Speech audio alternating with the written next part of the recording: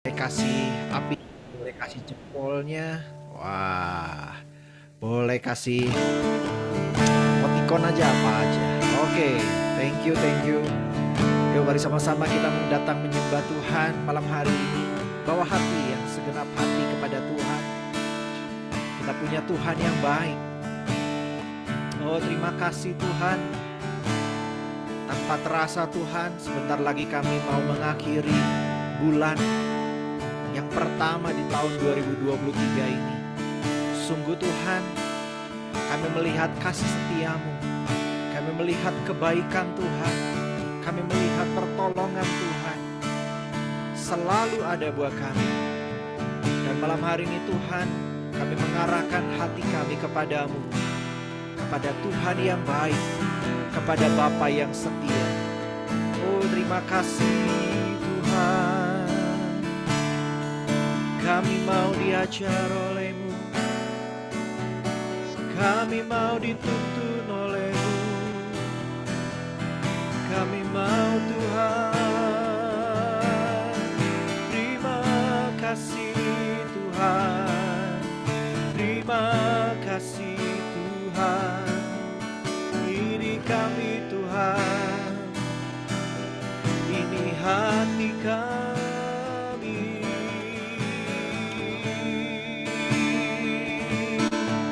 Ajar kami, bentuk kami sesuai kehendak-Mu. Terima kasih Tuhan.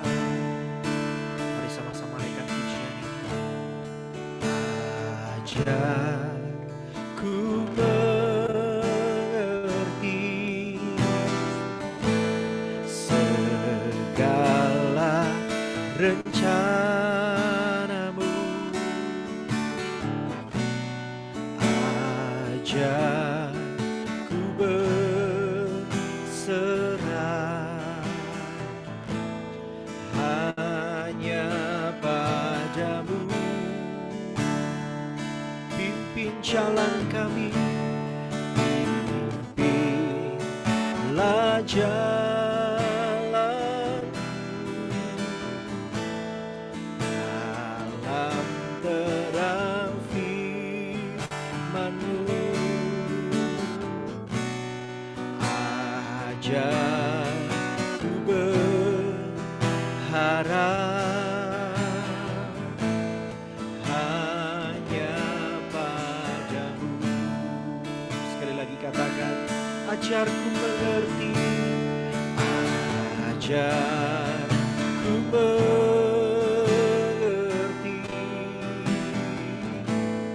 segala rencana-Mu.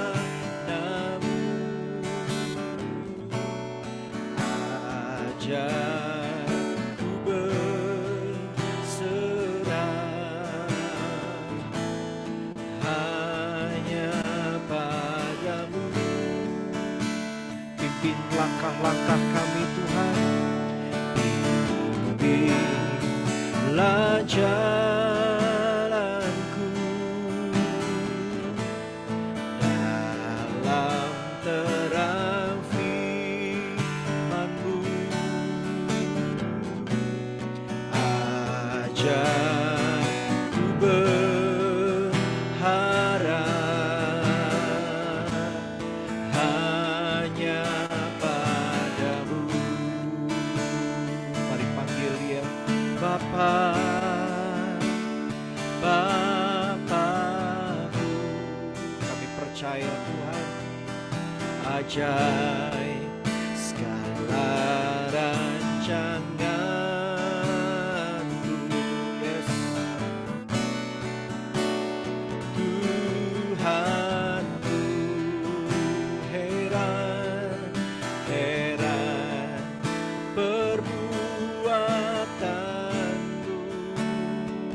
Kau Tuhan yang sanggup, Engkau sanggup mengadakan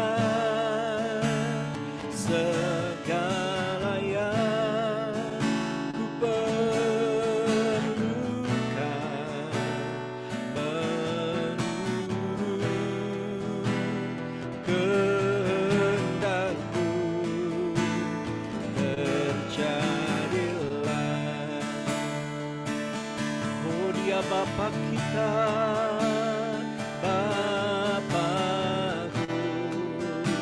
ajaib, ajaib segala rancanganmu. Kau Tuhan, Tuhanku, heran perbuatanmu. Katakan dengan iman, Engkau sanggup mengadakan segala yang ku perlukan, menurut kehendak-Mu. Terjadilah, Dia Allah yang sanggup, Engkau sanggup mengadakan segala yang ku perlukan, menurut kehendak-Mu. Terjadilah seturut kehendak-Mu Tuhan, menurut kehendak-Mu. Terjadilah, biarlah kehendak-Mu jadi, biarlah kehendak-Mu jadi atas gereja-Mu Tuhan. Kau yang sanggup, Kau yang sanggup, Kau Allah yang sanggup menjadikan, mengadakan segalanya.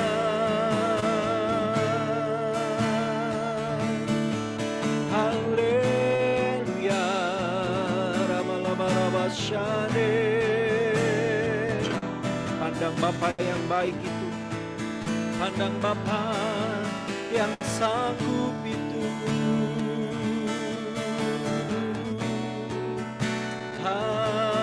Haleluya,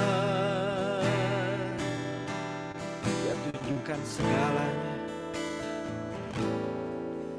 Kau tunjukkan kasih setiamu, Kau menyediakan yang ku perlu. Kau setia,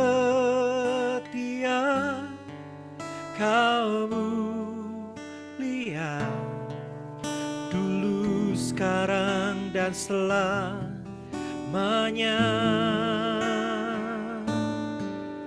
Kau tunjukkan kasih setiamu, Kau menyediakan yang ku perlu. Kau setia, Kau mulia, Bapa, Kau setia. Kau tunjukkan kasih setiamu, Kau menyediakan yang ku perlu.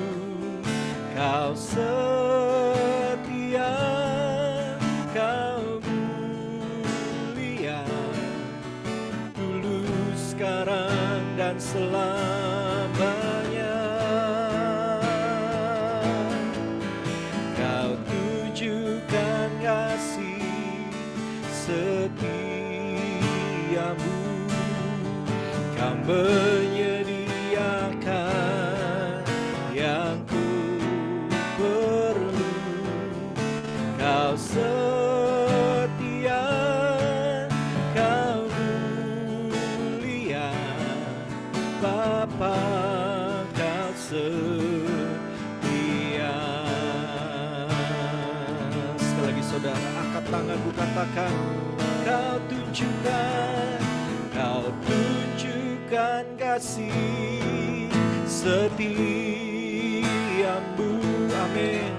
Kau menyediakan yang ku perlu, kau setia,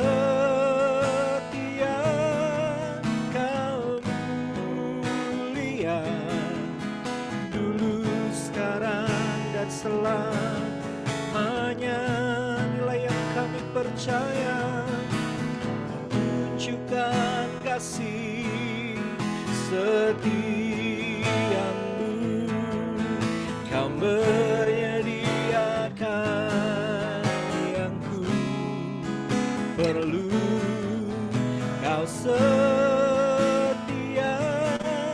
kau mulia, Bapa kau setia, kau setia, kau setia, kau mulia, Bapa kau setia, oh, kau setia, kau mulia, Bapa kau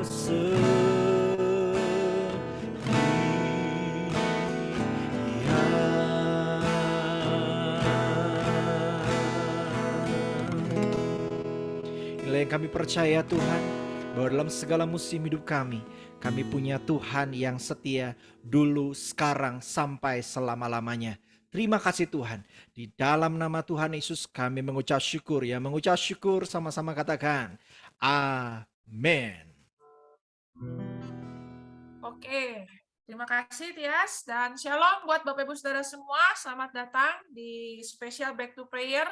Ya, malam hari ini kita akan mengangkat satu topik yang tentunya ini sangat dekat sekali dengan kehidupan kita sehari-hari, yaitu kita akan membahas tentang peluang dan juga tantangan yang kita akan hadapi sebagai bagian dari masyarakat Indonesia di tahun 2023 ini. Hadir saat ini bersama-sama dengan kita Bapak Yudi Chandra. Ya, beliau sudah memiliki pengalaman selama 20 tahun, Bapak Ibu Saudara semua, terlibat dalam usaha gerai retail Chandra Karya, ya, pusatnya di Jakarta, yang awalnya hanya dari satu lokasi, tapi sekarang sudah berkembang di 9 lokasi, dan dia adalah generasi kedua dari bisnis keluarga yang dibangun ini. Jadi untuk dunia wirausaha, Bapak Yudi Chandra ini sudah tidak asing lagi menghadapi berbagai macam tantangan yang dihadapi tentunya dari dekade demi dekade, ya Bapak Ibu Saudara semua. Dan juga beliau memiliki pengalaman menjadi narasumber, ya, dengan topik bisnis, keluarga, ya, talk show di radio, juga di TV, dan juga majalah serta koran. Dan saat ini beliau melayani dan berjemaat di Jakarta City Blessing Bellagio, dan beliau juga adalah wakil dari Bendahara Sinode City Blessing. Karena itu, tanpa berpanjang-panjang, kita welcome untuk Bapak Yudi Chandra membagikan materinya pada malam hari ini. Silakan Pak Yudi. Oke, terima kasih sekali Pastor Jelly dan seluruh saudara-saudara yang hadir di Zoom ini dari Bandung City Blessing City Square. Saya benar-benar merasa terhormat sekali bisa mendapat kesempatan untuk sharing malam ini. Saya lihat ini semuanya ini orang-orang yang luar biasa, karena Jumat malam begini orang bisa kemana aja, tapi Anda hadir di sini untuk prayer breakthrough dan sama-sama kita mau belajar firman Tuhan. Dan hari ini saya harapkan apa yang saya share bisa menjadi berkat bagi Anda semua. Nah, sebelum saya lanjutkan, saya juga membawa salam dari Jakarta City Blessing. Saya juga sebenarnya kita semua ini bersaudara, biarpun mungkin belum pernah ketemu, tapi ya sama-sama City Blessing, kita satu keluarga. Saya di Jakarta City Blessing di bawah pengembalaan Pak Surkong. Oke, sebelum saya mulai ya, saya biasanya suka cerita joke dulu sebelum saya sharing. Nah, ini ada joke nih. Oke, karena ini abis Sinca, saya mau cerita yang ini nih. suatu ketika ya di ruang ICU ya ada seorang engkau pemilik toko besar. Nah, dia lagi dirawat di ICU. Kondisinya udah sekarat, koma dan dokter udah angkat tangan.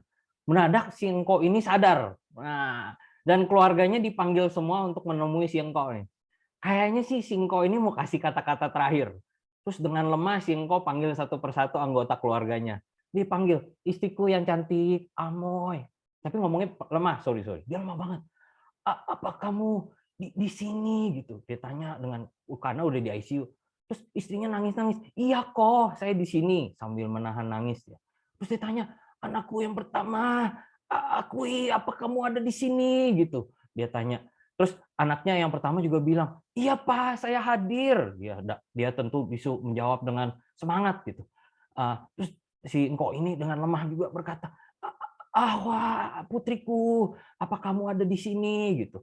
Kayaknya dia manggil semua anggota keluarganya. Iya Pak, saya juga ada. Mukanya udah nangis-nangis gitu. Mereka menantikan kata-kata terakhir dari singkok ini. Tiba-tiba suaranya makin keras, terus kayak mau marah-marah singkoknya. Dia teriak, siapa gitu.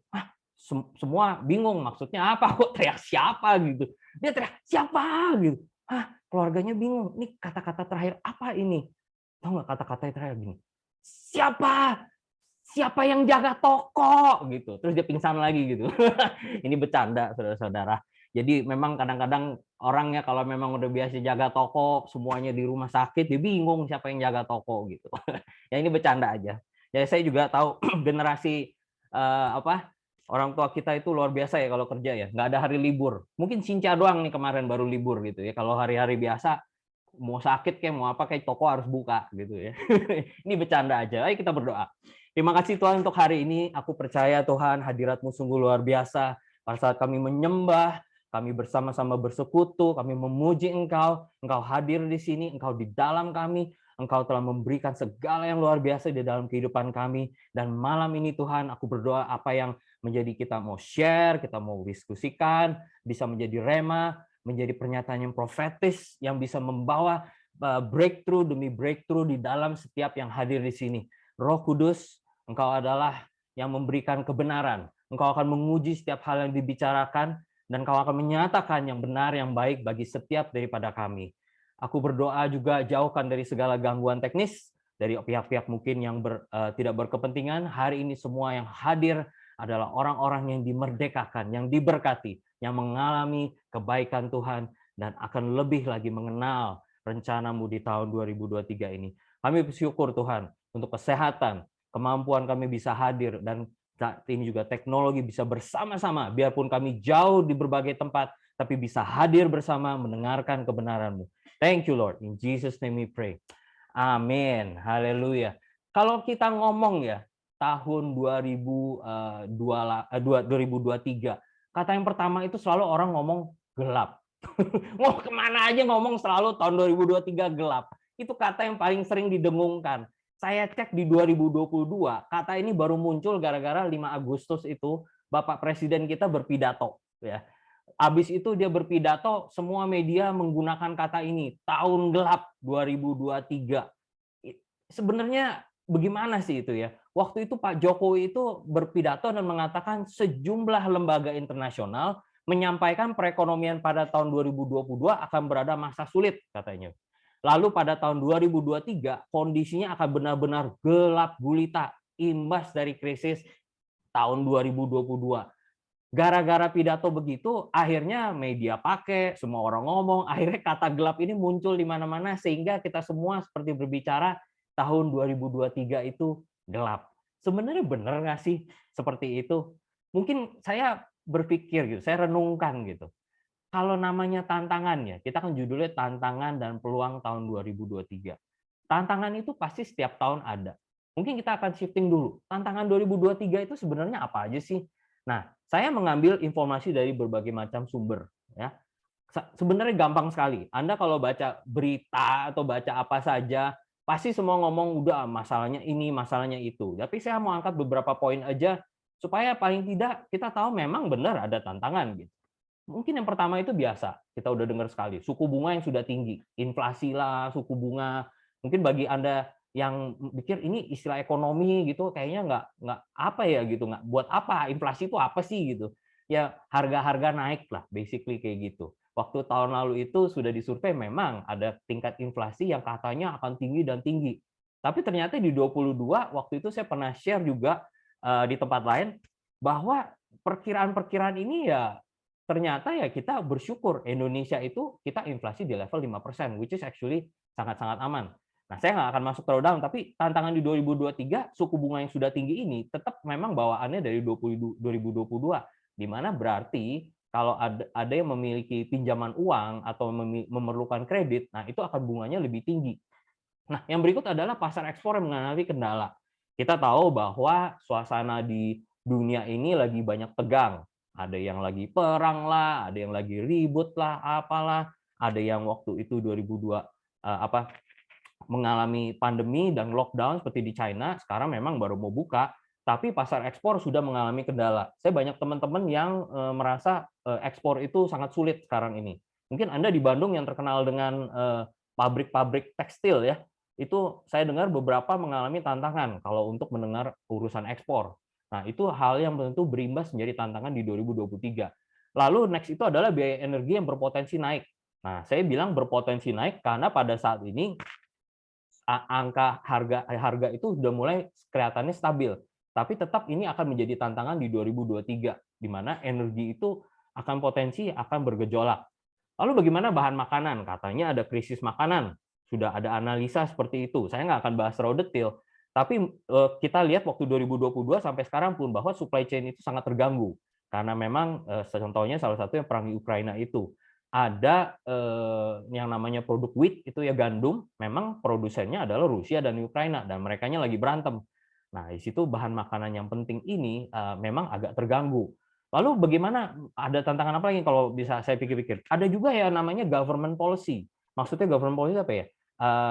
Jadi pemerintah itu membentuk suatu peraturan-peraturan baru. Nah, sekarang kan waktu pandemi Anda mengalami sendiri yang namanya lockdown.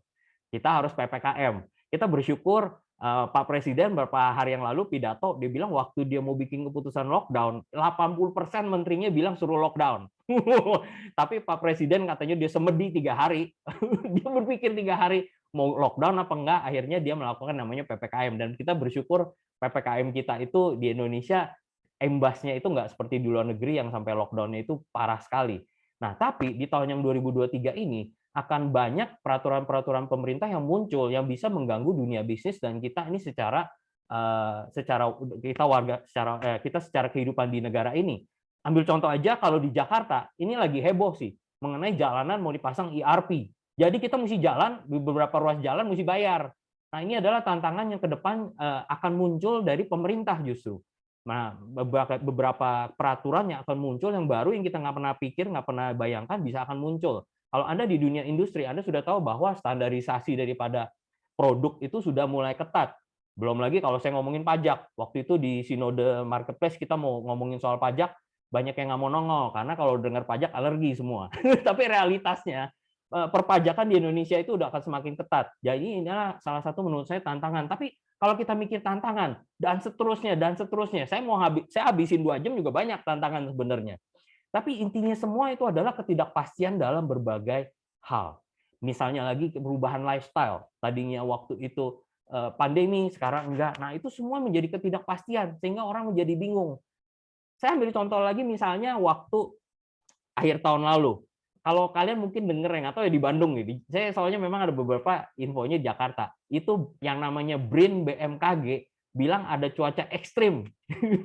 Bakalan hujan dan bakalan banjir besar gitu. Tapi akhirnya ya tidak terjadi, akhirnya ya mereka bikin pernyataan juga.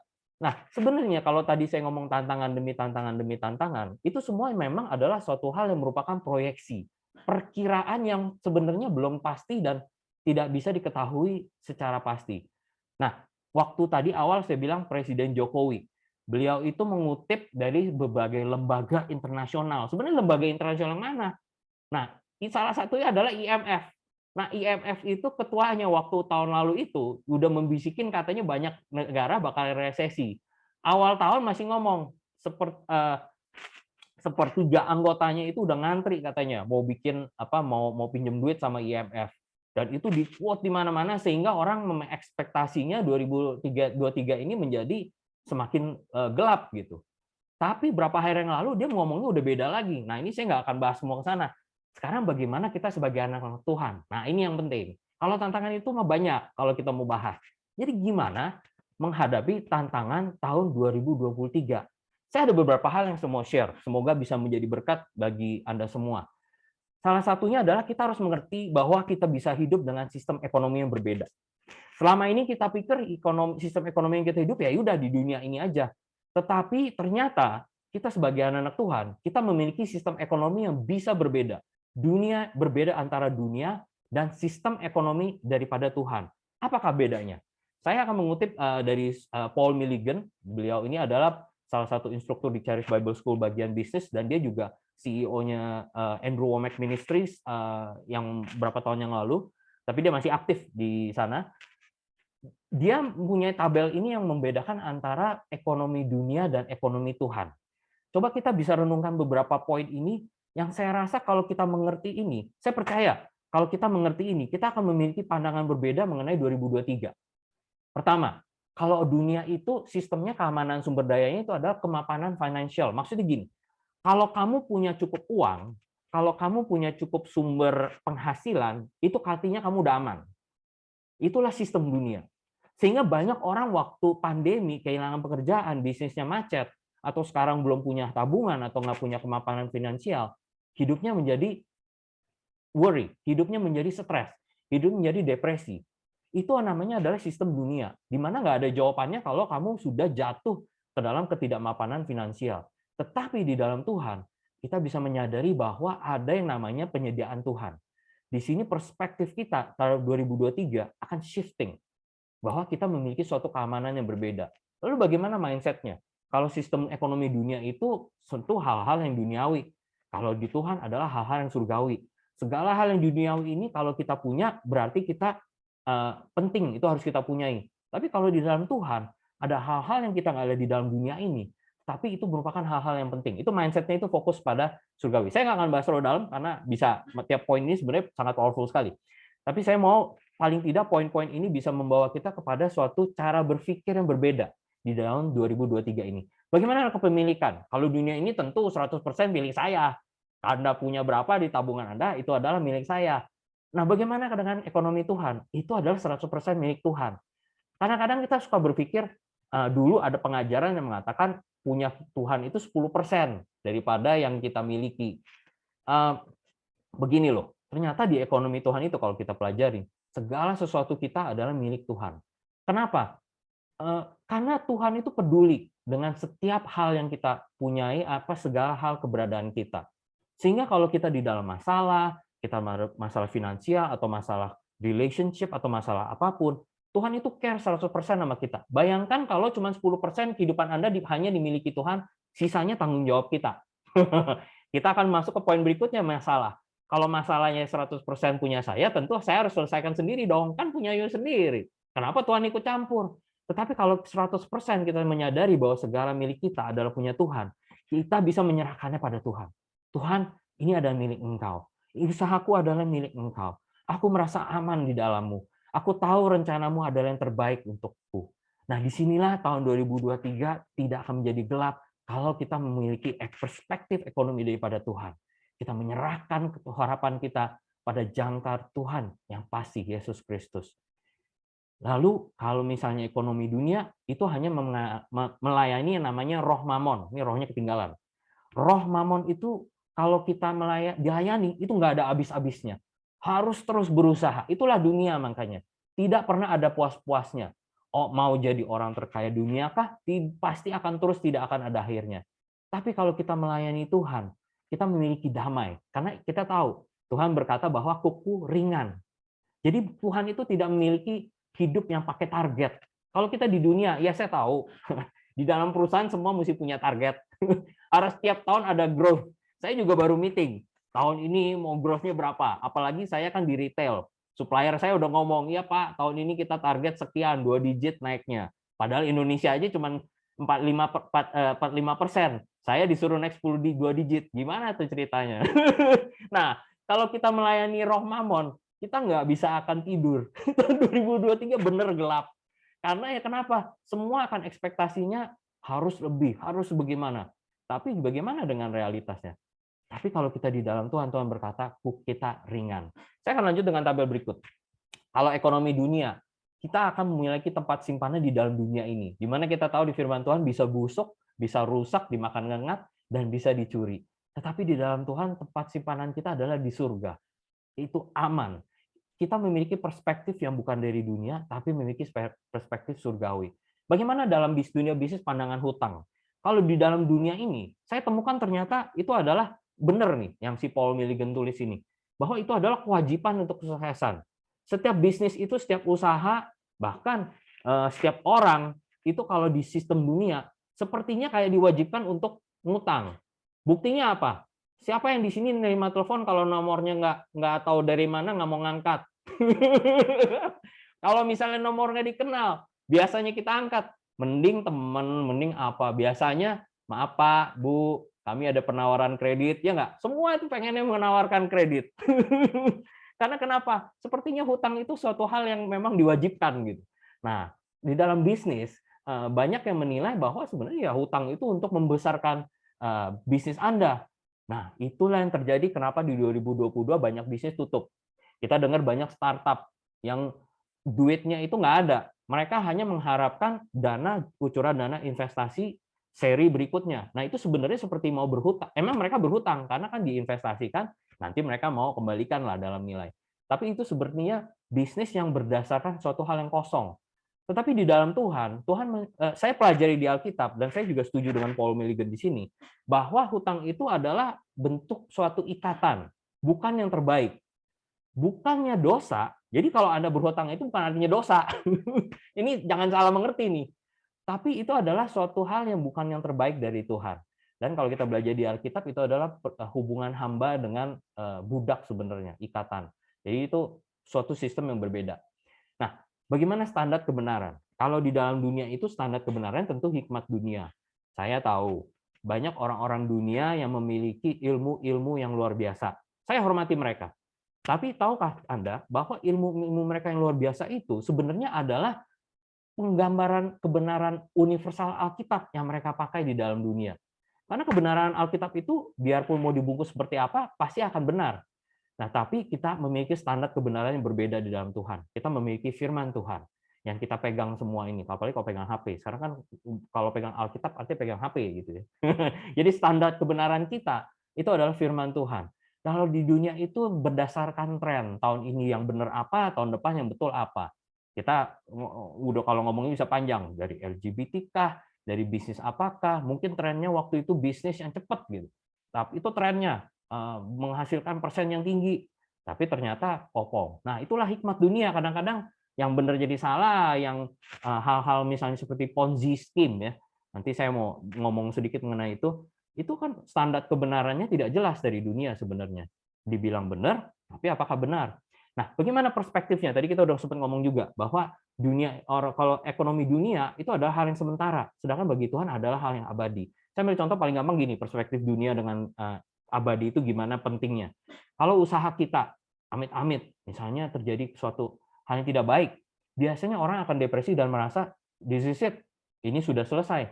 Karena kenapa? Kalau memang kehidupan kita di dunia ini saja, kalau kita gagal di dunia ini saja, ya sudah, itu saja. Tapi kalau kita memiliki perspektif abadi, ada suatu hal yang membuat kita tetap memiliki semangat di dalam dunia ini. Bagaimana dengan kuasa? Kalau ekonomi dunia adalah kuasa dari daging, manusia. Mungkin dengan talentanya manusia, kemampuan, jago berbicara kah, jago punya koneksi kah, jago ilmu sesuatu kah, semua itu adalah kemampuan dunia. Tapi di dalam Tuhan, kita memiliki Roh Kudus. Bagi kita anak-anak Tuhan, tahun 2023 ini akan berbeda. Karena ada Roh Kudus bersama kita, di dalam kita, dan kita bisa berkomunikasi dengan Roh Kudus.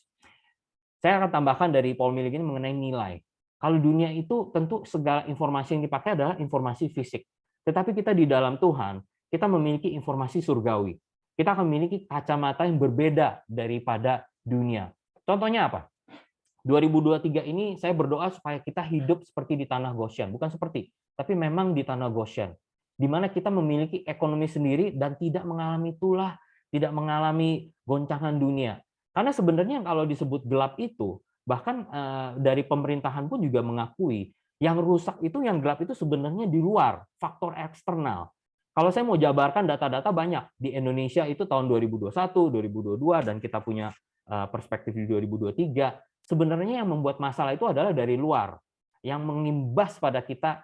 Nah, hal ini terjadi sangat parah pada tahun 98. Bagi Anda-Anda yang mungkin waktu itu sudah berusaha atau yang udah dewasa, waktu tahun 98 itu ketergantungan Indonesia terhadap luar negeri sangat besar.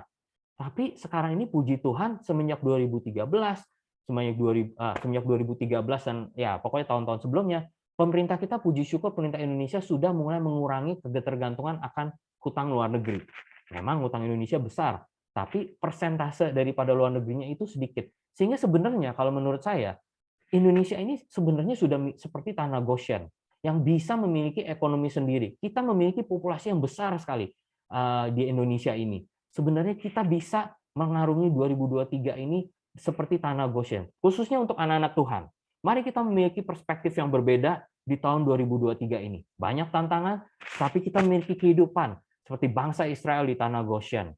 Nah, bagaimana kita menghadapi tahun 2023 ini? Selain memiliki perspektif ekonomi yang berbeda, satu hal lagi, kita hidup dengan iman. Ini sangat-sangat simple, basic, tapi kadang-kadang kita lupa bahwa orang benar adalah hidup dengan iman. Ibrani 11 ayat 1. Iman itu sebenarnya apa sih? Dasar dari segala sesuatu yang kita harapkan dan bukti dari segala sesuatu yang tidak kita lihat. Kalau kita tadi bahas 2023, banyak hal-hal yang kita nggak bisa lihat, nggak bisa tahu, ini sebenarnya bagaimana gitu. Nah, itu sebenarnya banyak orang ngira, wah, kalau sama Tuhan itu semua akan jelas 100%. Tapi tahukah Anda, ternyata iman ini adalah bukti dari segala sesuatu yang tidak kita lihat. Ini suatu hal yang unik di kekristenan, di mana kita bisa melihat 2023 dengan kacamata yang berbeda, dengan kacamata iman dan kacamata spiritual. Di mana kalau kita lihat, tanah kita ini bukan sama dengan ekonomi dunia. Kita memiliki tanah Goshen yang berbeda daripada dunia. Tadi saya sudah sempat sebut di Roma 1 ayat 17, kita tahu orang benar ini hidup oleh iman. Ayat ini disebut, kalimat ini disebut sampai 3 kali di Perjanjian Lama dan mengutip sebenarnya Perjanjian Lama. Orang benar hidup oleh iman. Saya mau mengundang untuk iman kita, untuk kita semua ini hidup dengan iman di 2023. Ini very simple dan kita harus bisa sadari bahwa dengan berbagai macam informasi dunia, informasi yang membingungkan kita, banyak hal yang kita tidak bisa ketahui. Tetapi dengan iman kita, dengan berjalan bersama Tuhan, kita bisa berjalan di tahun 2023 dengan penuh damai dan penuh sukacita dan penuh ekspektasi yang besar. Apalagi kita memiliki tema yang luar biasa tahun ini. Saya mau balik sedikit mengenai informasi. Kalau misalnya kita pikir informasi yang kita terima itu pasti benar. Nah, sekarang kan banyak yang namanya hoax. Dan juga banyak hal-hal yang kita harus teliti secara mendalam. Saya jadi teringat dengan kisah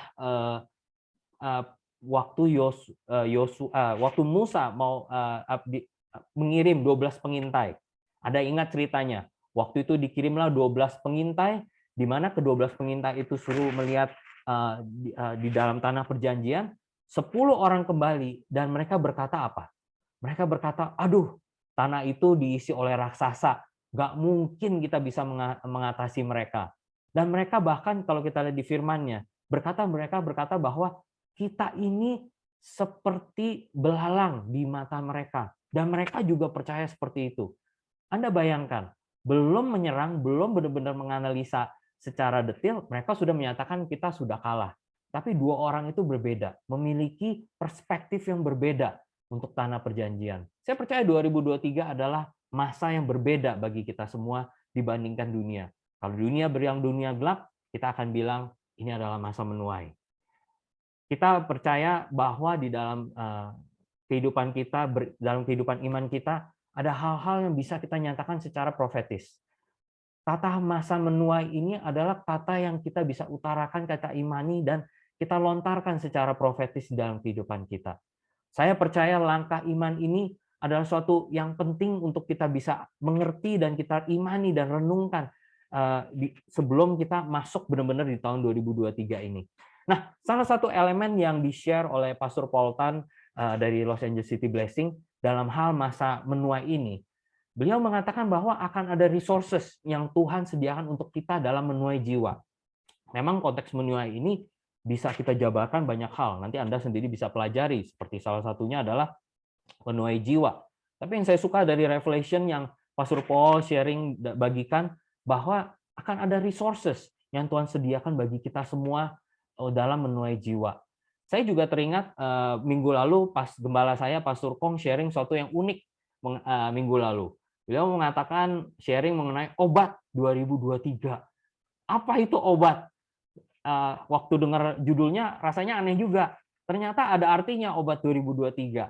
Kata beliau, orang butuh akan Tuhan di 2023. Wah, saya cukup ini juga. Wah, luar biasa, Pastor. Ternyata memang di 2023 ini banyak sekali orang butuh akan Tuhan. Inilah adalah masa yang tepat sekali kita menuai jiwa dan kita memberitakan firman Tuhan, Injil Tuhan.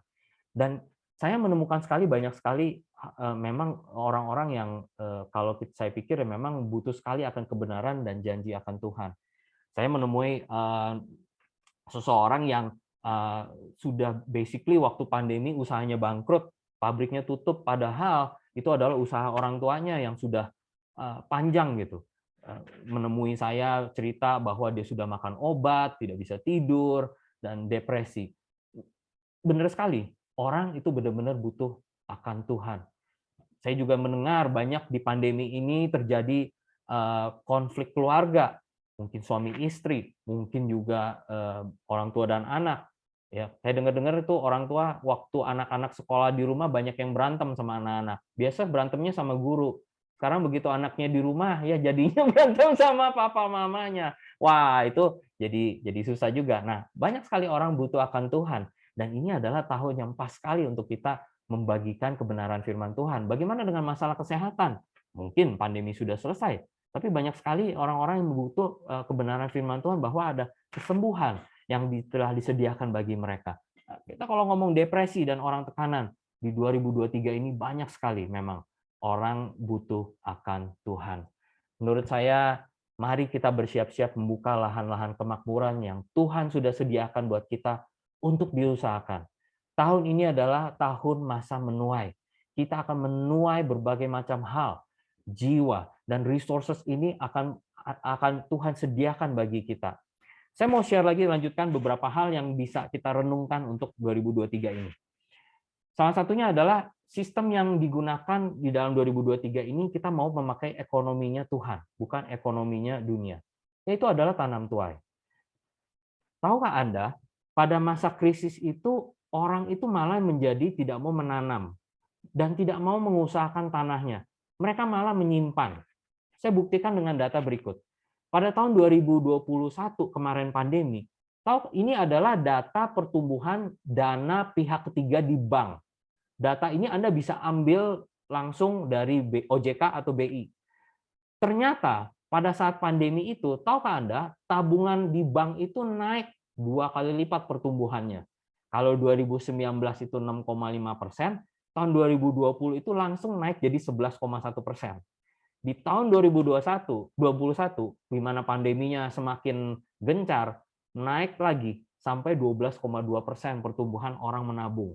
Jadi kita melihat kalau orang ya, pada saat krisis itu, tendensinya adalah malah tidak mau menabur, tidak mau menanam, tidak mau mengusahakan, tapi malah menutup dan menyimpan. Nah, ini yang saya harapkan tidak terjadi bagi kita anak-anak Tuhan di tahun 2023. Kita banyak sekali yang bisa kita usahakan sehingga kita masuk ke masa menuai ini tentu dengan iman kepada Tuhan. Kita ingat cerita perumpamaan tentang talenta di Matius 25 ayat 14 sampai 30. Ada orang-orang yang diberikan talenta, yang satu talenta malah mengubur talentanya. Dia mungkin komplain, kenapa talenta saya cuma sedikit? Mungkin dia merasa benar, ini soal ini investasi atau maksudnya kalau dia usahakan itu berbahaya, sehingga dia malah menanam talentanya. Nah, saya nggak cuma ngomong di dalam hal bisnis, di dalam hal ekonomi. Segala hal di dalam kehidupan kita, kita harus tanamkan. Misalnya waktu kita. Banyak orang waktu krisis, malah waktunya disimpan buat dirinya sendiri. Tidak mau menjadi berkat bagi orang. Saya bersyukur di sini banyak yang ikut Zoom. Ini Anda luar biasa. Anda mau meluangkan waktu Anda, kita mau sama-sama renungkan kebenaran firman Tuhan. Anda bisa saja nonton TV atau melakukan entertainment yang lain. Tapi Anda menanamkan waktu Anda untuk sama-sama kita mau berdoa. Kita sama-sama mau mengalami breakthrough-nya Tuhan. Kita mau lihat di 2023. Waktu pandemi kemarin, berapa banyakkah orang yang mau menanamkan waktunya untuk mendekat kepada Tuhan dan mengalami kebenaran firman Tuhan. Mungkin mereka malah menjadi, aduh, gue stres. Mendingan cari entertainment. Apalagi sekarang banyak entertainment online. Nah, banyak talenta-talenta terkubur yang tidak dipakai sehingga mungkin sekarang pada masa menuai mereka kehilangan momen. Tapi saya percaya di dalam Tuhan tidak ada yang terlambat. Amin. Di dalam Tuhan itu tidak ada yang terlambat. Kita masih bisa di awal tahun ini kita mulai menyadari berbagai macam hal yang Tuhan telah sediakan bisa kita tanamkan dan kita bisa nanti menuai kebenaran firman Tuhan.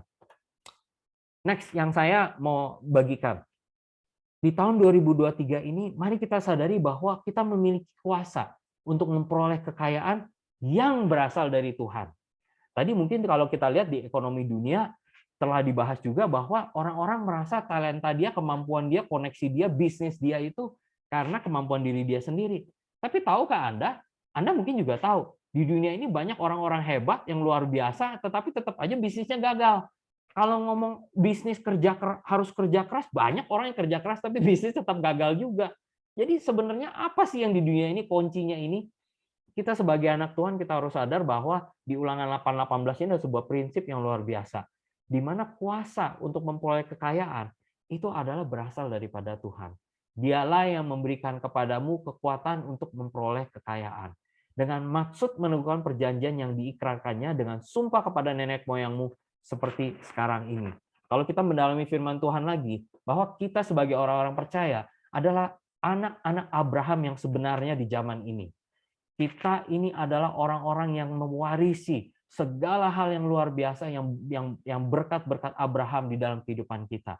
Sehingga Abraham itu adalah seorang yang waktu itu makmur dan bisa menciptakan kekayaan. Dan kita juga adalah bangsa yang merupakan keturunan Abraham yang sebenarnya. Nah, di tahun 2023 ini ada sebuah kuasa yang luar biasa di setiap diri kita. Aku berdoa supaya setiap dari Anda ini kita semua kita menerima ini, kita mengimani. Wow, di dalam diriku ini ada sebuah kuasa yang luar biasa yang bisa memperoleh kekayaan.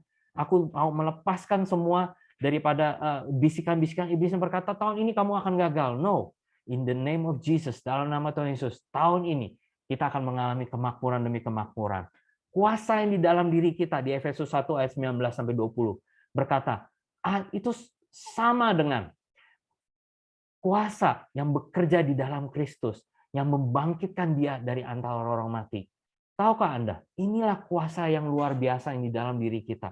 Bayangkan, Kristus yang waktu itu mati, lalu bangkit lagi. Kuasanya itu ada di dalam diri kita. Saya mau bicara mengenai bisnis di 2023. Nah, ini karena kita banyak mungkin top temanya ekonomi, saya mau ngomong beberapa hal mengenai bisnis.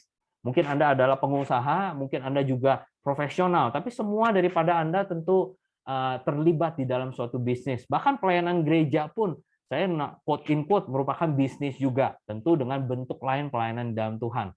Kalau Anda adalah pelayan dalam Tuhan, ini juga hal-hal yang bisa kita renungkan bersama untuk 2023. Bagaimana? Yang pertama adalah kita sadar akan teknologi. Saat ini, kalau sebuah bisnis tidak sadar akan teknologi, saya rasa di 2023 akan semakin tertinggalan. Karena saat ini teknologi telah menciptakan berbagai macam hal untuk memberikan proses bisnis yang lebih gampang. Salah satunya adalah kehadiran misalnya e-commerce. Ya, bagi Anda yang mungkin jualan, Anda sudah mengalami enaknya berdagang di e-commerce. Tapi artinya sadar teknologi, saya mau tekankan juga bukan berarti teknologi akan menyelesaikan segala masalah Anda. Kalau Anda sudah, saya mau tips sedikit bagi Anda yang sudah di e-commerce, Anda tetap harus memikirkan bagaimana gerai Anda yang offline. Yang jangan mikir semua teknologi, wah semua harus online. Maksudnya teknologi pun yang Anda sudah memiliki bisnis secara offline pun, Anda gunakan teknologi sekarang. Misalnya media sosial, misalnya juga komunikasi. Sekarang bisa Anda menggunakan WhatsApp misalnya, video call dengan customer Anda. Anda gunakan misalnya promosi Anda sekarang jangan promosi bentuk promosi itu gampang, online bisa kita bikin dengan berbagai macam hal. Atau mungkin dalam masalah mencari pegawai. Kalau zaman dulu mau cari pegawai dari kenalan doang. Sekarang banyak aplikasi HR, aplikasi apa. Nah, itu hal-hal yang mungkin Anda harus sadari di 2023 ini. Banyak membuka wawasan teknologi apa yang tersedia untuk bisnis Anda, untuk usaha saya, untuk tempat kerja saya. Anda harus sadar dan menggunakannya. Bisnis 2023 tanpa menggunakan teknologi yang tepat dan menggunakan yang terbaru, Anda mungkin bisa ketinggalan. Nah, berikutnya saya mau share juga mengenai bijak mengelola finansial, hindari berhutang. Tadi udah sempat di-mention mengenai ini. Tantangan di 2023 yang tadi saya sempat mention adalah bunga bank yang sudah tinggi. Saat ini menurut saya adalah waktu yang agak kurang tepat bagi Anda yang mau mencoba untuk membuka usaha dengan berhutang. Sebenarnya pendanaan itu banyak sekali sumber yang bisa Anda gunakan apabila Anda mau start mulai atau mungkin ada bisnis yang saat ini memang juga mau mencoba ekspansi. Saat ini menurut saya Anda harus bijak sekali dalam mengelola finansial. Mungkin bagi pribadi-pribadi yang saat ini sudah terjebak dengan kredit card misalnya, Anda bisa mengevaluasi gaya hidup Anda. Ya, bagaimana spending Anda di tahun 2023 ini? Apakah Anda terus memiliki spending yang tidak terkontrol atau Anda mulai mencoba berhati-hati? Bukan mencoba, sebaiknya berhati-hati apalagi kalau Anda sudah terkena hutang. Saya sangat-sangat tidak menganjurkan Anda menggunakan hutang untuk melakukan investasi yang sangat cepat. Misalnya, sekarang ini ada kripto, mungkin ada momen saham atau apa. Jangan gunakan hutang untuk melakukan hal-hal yang high risk seperti itu. Bisnis di 2023 ini Anda harus benar-benar bijak mengelola finansial dan menurut saya metode-metode yang tradisional itu masih tetap kita harus gunakan. Jangan terlalu istilahnya nekat sekali di dalam finansial. Ini ada hal yang bisa coba direnungkan. Nah, hal-hal Anda yang kalau di dalam bisnis Anda juga harus mengenal market. Tahukah bahwa ada statement ini? Sebenarnya nggak ada yang namanya new normal. Dulu waktu pandemi kita pikir kita akan masuk ke semua hal yang new normal. Ternyata tidak ada yang namanya new normal. Yang ternyata adalah old normal. Dulu itu yang kayak gimana ternyata sekarang mulai balik. Salah satunya adalah saya sudah meeting dengan berbagai macam orang yang istilahnya mereka industri online lah. Mereka yang masuk ke dunia online. Mereka bilang ternyata sekarang di industri online ini terjadi penurunan. Karena kenapa? Orang-orang ternyata balik lagi ke offline. Nah, ini yang makanya tadi saya bilang, pada saat ngomong standar teknologi bukan berarti Anda harus online. Yang offline itu Anda juga atur. Tahukah Anda, di dalam firman Tuhan juga kita sebagai anak-anak Tuhan, kita dipanggil untuk mengetahui waktu, knowing season, mengerti musim ini seperti apa. Jadi di dalam 2023 ini, Anda harus sadar, ini masanya masa apa. Kalau secara profetis kita bilang adalah masa menuai, nah, Anda harus mengerti bagaimana nih cara kita mau menuai. Nah, Anda harus mengenal market. Apa itu artinya di old normal? Bagaimana kita kembali lagi keluar dari gaya hidup pandemi. Oke, mari kita lanjut let's talk bisnis ini. Anda juga harus mengerti generasi-generasi yang sekarang ini marketnya. Nah, ini lanjutan dari market ini. Generasi milenial maunya apa? Gen Z taste-nya apa? Dunianya seperti apa? Nah, kalau kita mau menuai jiwa pun, kita juga harus mengerti dong generasi seperti ini seperti apa maunya. Kalau kita pelayanan di anak-anak muda, kita mau apa nih? Mereka kebutuhannya apa? Apa obat bagi mereka? Butuh Tuhannya seperti apa? Tapi jangan lupa ada generasi mungkin yang boomer yang sudah senior juga. Mereka juga perlu dilayanin. Mungkin saya ngomong sedikit, ada cerita kalau Anda dengar di Amerika ada penembakan. Ini sebenarnya menurut saya agak aneh. Berapa minggu yang lalu terjadi penembakan yang dilakukan oleh anak 6 tahun. 6 tahun nembak gurunya di Amerika. Itu benar-benar aneh sekali. Lalu pada saat minggu lalu terjadi penembakan yang nembak 72 tahun pelakunya. Jadi sekarang yang nembak itu nggak umur kecil, nggak umur gede, jadi bingung sekali. Nah, kita mesti mengerti generasi-generasi ini ternyata semua memiliki kebutuhan akan Tuhan. Dan di dalam bisnis tentu Anda harus mengerti marketnya. Bagaimana mereka butuh akan jasa dan produk Anda gitu. Nah, ini saya ngomong bisnis sedikit. Lalu bagaimana di dalam 2023 ini? Ciptakanlah hubungan yang panjang. Kita akan membuat relasi-relasi bisnis, koneksi, restorasi bisnis yang panjang. Maksudnya panjang itu apa? Sering orang di dalam berbisnis itu pikirnya pendek. Padahal kita harus memiliki perspektif yang seperti Tuhan, abadi, long term. Kalau di dunia itu sistem ekonominya adalah semua harus cepat. Tahun ini harus bagaimana? Padahal tidak melihat jangka panjang. Saya nggak masuk terlalu banyak, tapi intinya di dalam tahun 2003 ini ciptakanlah relationship baru atau relationship yang lama ini Anda tetap grow. Di dalam bisnis mungkin supplier Anda, customer Anda ciptakan hubungan panjang dengan mereka. Jangan Anda sudah selesai bisnis, that's it. Tapi ciptakan suatu hal yang Anda bisa communicate dengan mereka juga. Dalam konteksnya menuai jiwa, kita juga akan build relationship, kita build networking, di mana kita akan berkati orang-orang dan kita akan membawa jiwa-jiwa kepada Tuhan. Tentu di 2023 ini jangan menyerah. Kalau kita dengar yang tadi, dunia gelap lah, apalah, sebagai anak Tuhan, Tuhan tidak pernah berkata tantangan itu akan hilang daripada kita. Betul, kita memiliki ekonomi Tuhan. Betul, kita memiliki tanah Goshen. Tetapi kita tentu dalam menghadapi tantangan apapun, kita tidak boleh menyerah. Karena biarpun kita di tanah Goshen pun, kadang-kadang ada tantangan yang membuat kita merasa, aku tidak maulah repot, ini susah, atau ini sangat kompleks. Bisnis itu memang challenging. Saya ambil contoh mengenai parenting. Ya. Nah, di 2023 ini pun juga, bagi kita, para orang tua, kita juga bisa mengharvest. Kita akan menuai anak-anak kita ini suatu keberhasilan yang terbaru di 2023. Kalau kita, saya tahu banyak dari kita mengenai tadi sharing mengenai orang tua dan anak. Kalau gedein anak itu ya banyak hal-hal. Berapa banyak dari Anda yang mau menyerah sama anak Anda? Ya jangan dong. Nah, sama juga di dunia bisnis. Dan kita juga belajar dari tadi kita nyanyi, Bapa kita yang baik. Bapa kita itu tidak menyerah pada kita. Kita jangan menyerah di dalam segala hal usaha kita. Nah, saya mau lanjutkan sharing mengenai ini. Sebenarnya bukan sharing saya. Ini ada suatu kata-kata yang bagus sekali yang saya belajar dari Pastor Agus Sumandrar, salah satu pastor di JCB Bellagio, dan bukan kebetulan juga adalah bendahara di sinode. Ini saya kan wakilnya, ini bendahara saya. Waktu saya diskus sama beliau, ada pesan apa yang kira-kira bagus sebenarnya untuk 2023. Dan beliau ini sebenarnya ada punya pengajaran bagus yang namanya worship, kunci untuk sukses di 2023. Nah, tentu saya nggak akan bahas ini, tapi saya cuma mau ngambil sedikit bahwa menurut Pastor Agus Sumandar, worship itu sebuah hal yang penting bagi kita kalau mau sukses di 2023. Karena kenapa? Salah satu poin yang beliau angkat itu adalah waktu Salomo berdoa kepada Tuhan, menyembah Tuhan. Tuhan hadir dan bertanya padanya, kamu mau apa? Dan Salomo itu meminta kebijaksanaan dan Tuhan berikan. Jadi worship itu suatu hal yang sangat powerful sekali bagi kita anak-anak Tuhan yang tidak dimiliki oleh orang dunia. Bagi orang dunia, lagu adalah sekedar lagu. Tapi bagi kita, pada saat penyembahan, lagu adalah bagian daripada itu. Dan itu membuat kita menjadi dekat dengan Tuhan dan banyak hal yang Tuhan bisa nyatakan di dalam diri kita. Ini ada pengajaran yang sendiri, tapi menurut saya penting sekali 2023 ini adalah komponen worship ini. Nah, tambahan dari saya adalah worship itu adalah saat yang bersekutu dengan Roh Kudus. Itu adalah momen yang sangat-sangat penting sekali, yang benar-benar intimate, yang bisa kita menemukan damai, menemukan kebijaksanaan, menemukan jawaban di dalam Tuhan. Karena Yohanes 16 ayat 13 berkata, Roh kebenaran itu, kalau di sini kan dibilang apabila ia datang. Tapi kita di zaman perjanjian baru ini, Roh Kudus tentu sudah datang. Roh kebenaran itu akan memimpin kamu ke dalam seluruh kebenaran.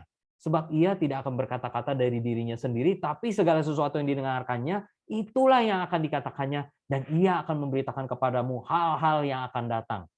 Roh Kudus itu bisa menyatakan hal-hal yang profetis.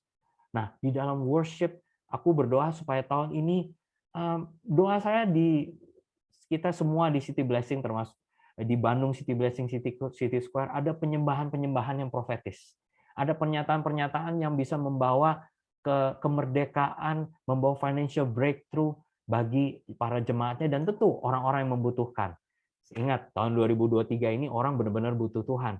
Di gereja pun banyak jemaat yang semakin bukannya Tuhan itu nggak ada di dalam diri mereka, tapi mereka perlu disadari lebih lagi akan Kristus yang di dalam diri mereka, akan Roh Kudus yang bisa menyatakan kebenaran dan bisa membawa kita di tahun 2023 ini. Saya tambahkan 1 Korintus 2 ayat 10. Karena kepada kita Allah telah menyatakan oleh Roh, Roh menyelidiki segala sesuatu, hal-hal yang tersembunyi dalam diri Allah. Ingat, iman adalah bukti dari hal yang tidak bisa kita lihat. Nah, Roh Kudus ini membantu kita untuk melihat di alam rohani ini. Mungkin 2023 ini informasi simpang siur. Pada saat saya mempersiapkan materi ini, saya sangat-sangat tergoda untuk sharing berbagai informasi data sebenarnya. Tapi saat saya berkonsultasi ngobrol sama Pastor Agus, beliau mengingatkan, ya kita nggak bisa membagikan semua berbagai macam data ini dan ya istilahnya lalu kita mendapatkan apa gitu. Karena data-data ini pun juga akan terombang-ambing. 1 tahun itu 2023 itu lama sebenarnya. Mungkin kita rasai cepat gitu. Tapi di dalam 2023 itu akan banyak kejadian yang kita nggak bisa tahu. Kita ambil contoh. Kalau awal tahun ini saya baru belajar kemarin satu hal yang unik. Saya pikir benar juga. Kalau awal tahun biasanya orang suka bikin apa namanya ya janji atau saya pengennya tahun ini ngapain gitu ya. Saya pikir wah saya udah doa saya pengen ngapain gitu. Coba Anda ingat-ingat 2019. Ada nggak yang waktu itu pengen wah saya mau jalan-jalan 2019? Nggak taunya apa? Ada boom, ada yang namanya pandemi, ada lockdown, nggak bisa jalan-jalan, nggak bisa ini, nggak bisa itu. Nah kita nggak bisa tahu dalam setahun itu bisa macam-macam ada apa. Kalau sekarang indikator yang ngomong ini, bulan depan belum tentu benar. Tadi saya nge-quote orang pelaksana presidennya IMF. Beliau itu tahun lalu bilang dunia gelap. Awal tahun masih bilang gelap, tapi berapa minggu yang lalu dibilang Eropa kayaknya nggak segelap itu. Nah ini sekarang maunya apa? Kita mau terombang-ambing akan berita dunia, atau kita mau bersama Tuhan? Kita menyembah Tuhan, kita akan mencari hal-hal yang tersembunyi di dalam Tuhan. Kita akan seperti Spice tadi itu nggak terombang-ambing akan kabar-kabar dunia yang berubah-ubah, nggak sampai sebulan, 2 minggu, seminggu bakalan berubah. Kita memiliki damai di dalam Tuhan. Nah, sebelum kita masuk Q&A, saya akan mau share beberapa hal yang mungkin menurut saya merupakan warning bagi 2023. Yang pertama adalah hindari skema get rich quick. Ini suatu hal yang saya mau dengan hati sangat mendalam untuk memberikan warning kepada setiap daripada jemaat Tuhan di mana saja. Ini berbahaya sekali karena sudah kejadian di 2021, 2022, dan di 2003 ini saya harapkan kita semua hindari skema get rich quick. Di dunia ini banyak sekali godaan skema-skema yang kita kenal yang namanya Ponzi scheme. Itu dibungkus dengan berbagai macam hal. Banyak deh, pokoknya saya nggak bisa bahas semuanya satu-satu. Ada contoh yang kemarin tuh di IPB Bogor ya, katanya mahasiswa ada beberapa tertipu dengan seorang yang menyatakan nanti kalau kamu join usaha ini keuntungan sebulan sekian gitu. Nah, itu adalah sebenarnya bentuk Ponzi scheme gitu. Tapi mereka sampai minjem uang dan akhirnya ya jadi repot lah. Nah, di sini banyak juga scamming. Kemarin ada yang heboh katanya bank ternama tellernya sampai ditipu gara-gara orangnya itu tahu PIN yang punya sampai kalau nggak salah 200 berapa juta gitu. Nah, di sini saya percaya di tahun 2023 scammer ini, orang tipu ini, phishing ini, hoax ini makin gila. Karena udah semakin banyak orang yang istilahnya sudah semakin desperate, mereka sudah semakin putus asa, mereka mencoba hal-hal yang skema-skema yang tidak di dalam Tuhan. Nah, biasanya ini adalah kayak skema get rich quick.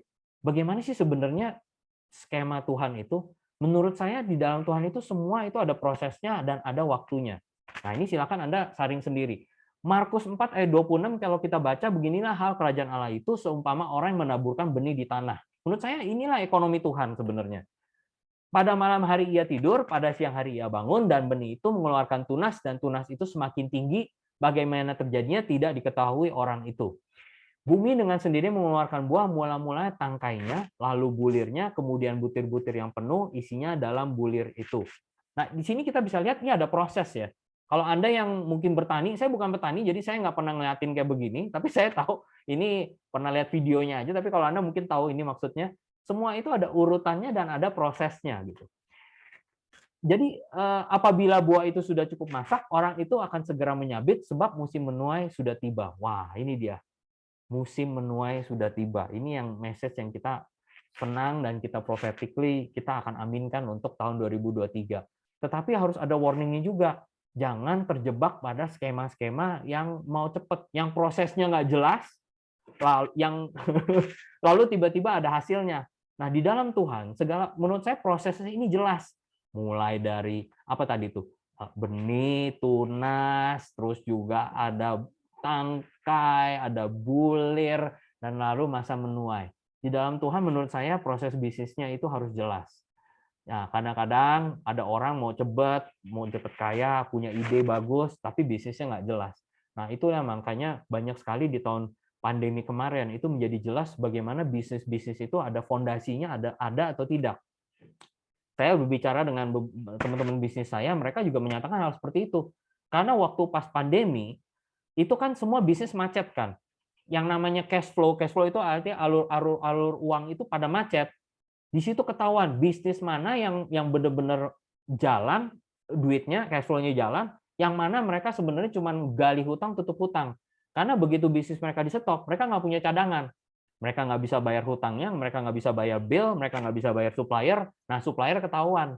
Nah, itulah bisnis pun, biarpun yang udah lama, kalau tidak ada proses yang jelas, yang tidak ada dasar yang jelas, mereka akan kolaps.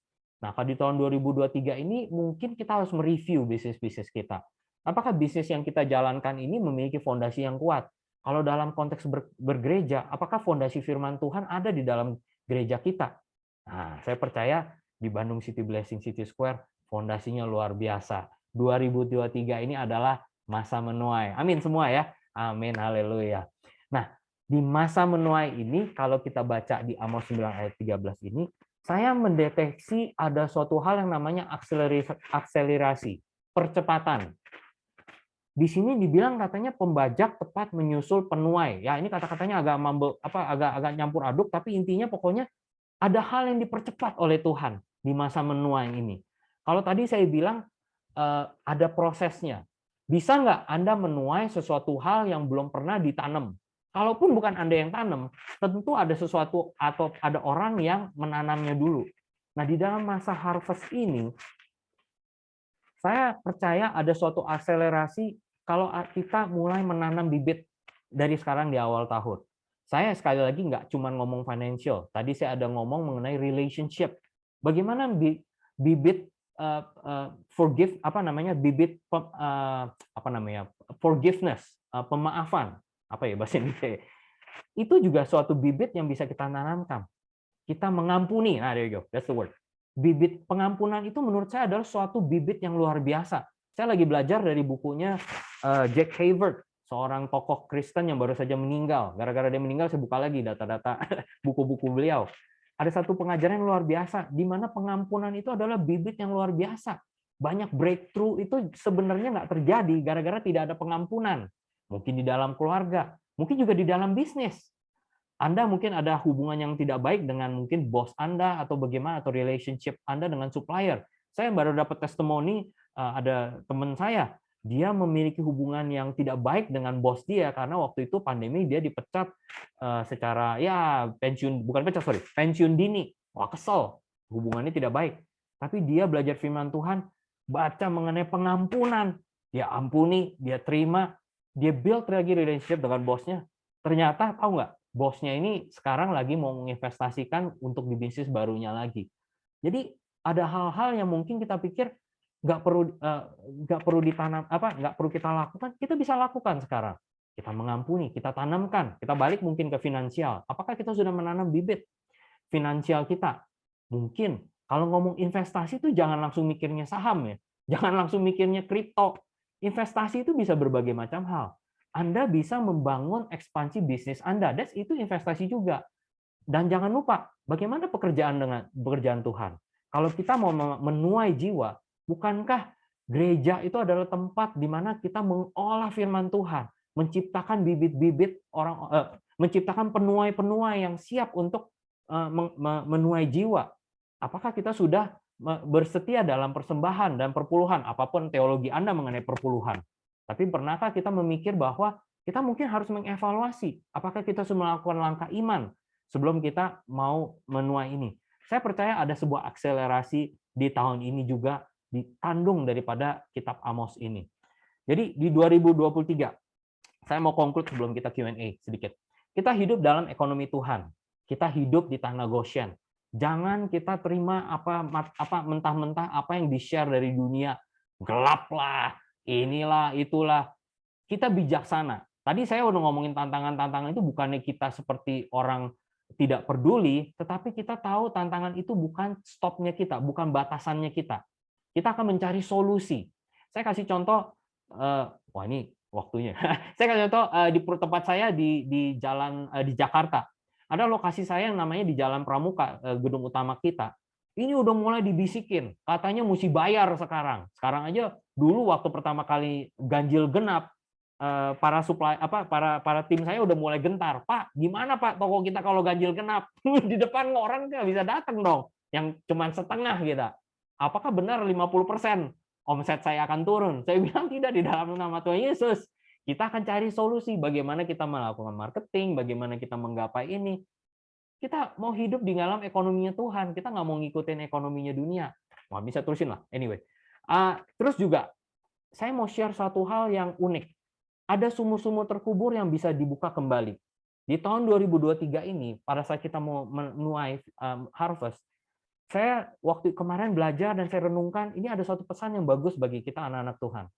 Ada sebuah kisah di mana Ishak, ya, anaknya Abraham, dia itu tinggal di, saya lupa tanahnya, dia tinggal di daerah orang Filistin, di mana dia itu dicemburui oleh orang Filistin. Sehingga orang Filistin itu mengubur sumur-sumur yang tadinya dibuat oleh Bapak Abraham, bapaknya dia.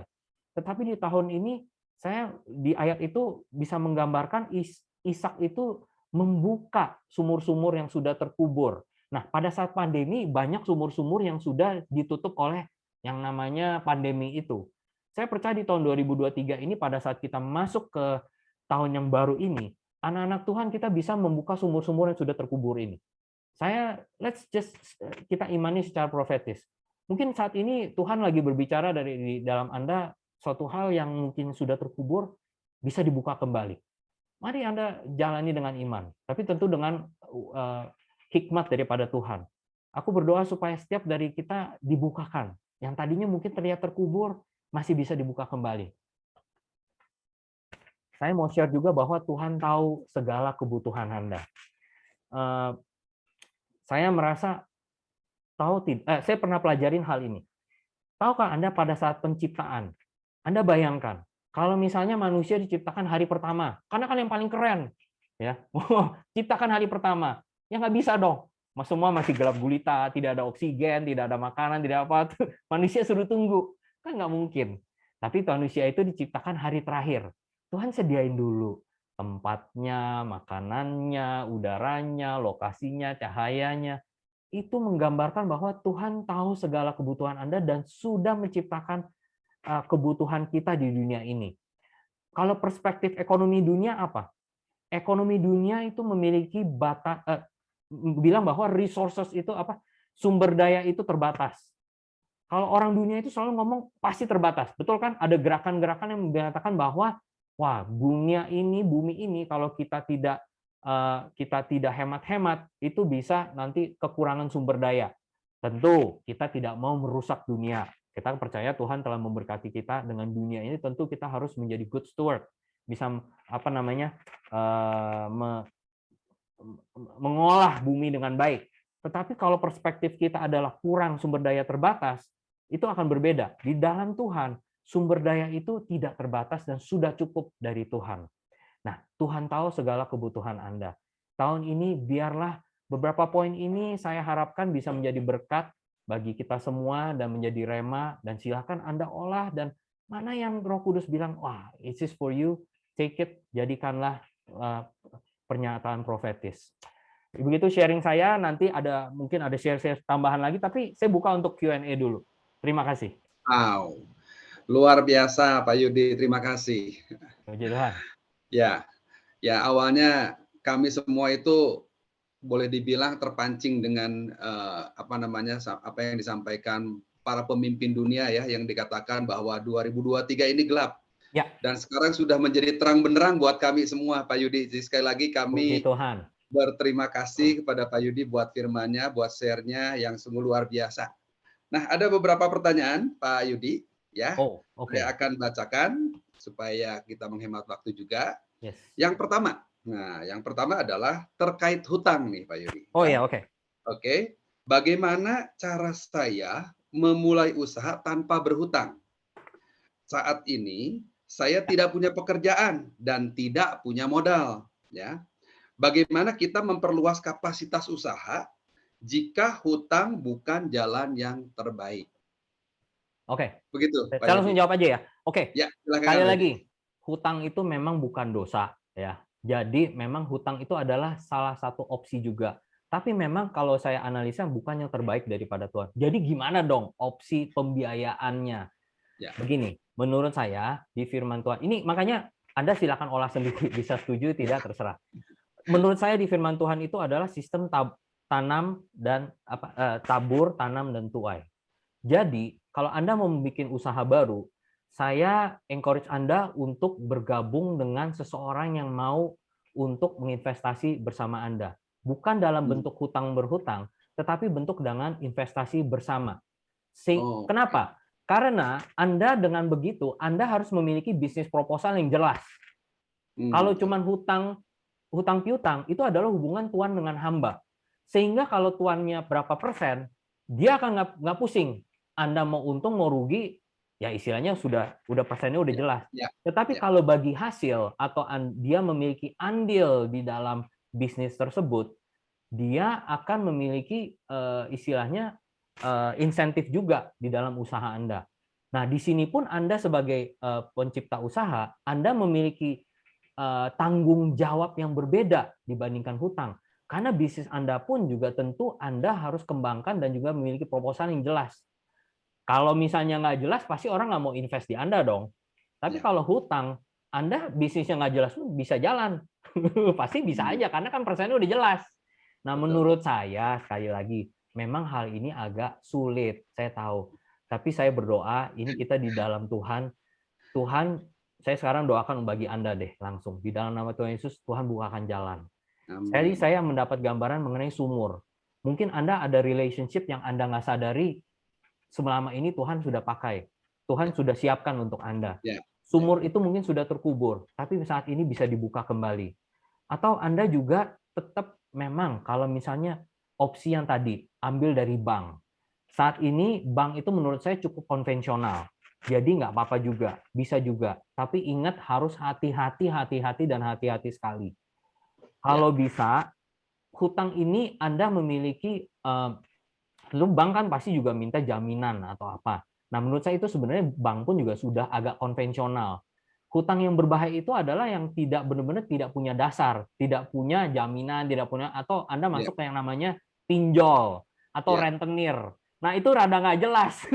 Itu yang makanya saya bilang banyak orang terjebak kayak get quick itu rich scheme, mau cepet kaya karena mereka jadi ngutang dulu. Kan itu gampang banget pinjol. Kamu cuma modal KTP, bisa berapa juta, tinggal masukin, tapi nggak bisa balikin. Nah, itu kan nggak perlu bisnis proposal. Makanya inilah sistem, menurut saya sistem Tuhan itu adalah tabur tuai. Di mana bisnis proposal Anda itu harus jelas. Nah, kalau saya mau ambil contoh dalam usaha saya, perusahaan kami.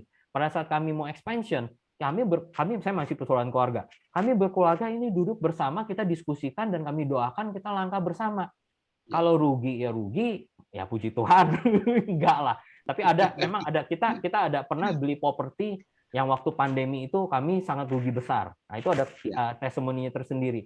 Tapi di situ Tuhan restorasikan. Nah, itu kita nggak melakukannya dengan hutang. Kalau kami melakukannya dengan hutang, bisnis kami ini nggak bisa berkembang. Itu makanya ini perspektifnya itu abadi, long term. Jangan pikirnya short term. Kalau short term, Anda akan gambling. Tahun ini kalau saya sukses, go. Kalau enggak, ya udahlah, that's it, bye-bye. Hutang saya nanti kita tinggal bayar utang. Nah, disitulah makanya hutang itu sangat berbahaya. Jadi saya mohon jangan disalah mengerti dulu. Saya hormati tantangan Anda. Tantangan Anda ini berat sekali. Pada saat saya bilang Anda tidak punya modal, saya tahu ini berat sekali. Disinilah di mana Tuhan itu bilang what is impossible is possible with God. Saya ngomong ini bukan artinya saya menyepelekan perjuangan Anda. Ini saya tahu ini berat sekali. Tapi mari kita malam ini kalau kita bilang doa breakthrough, kita akan breakthrough bersama-sama, kita doakan di dalam Tuhan. Yes. Mungkin itu respon saya, Pak Tatang. Yes, luar biasa, Pak Yudi. Terima kasih.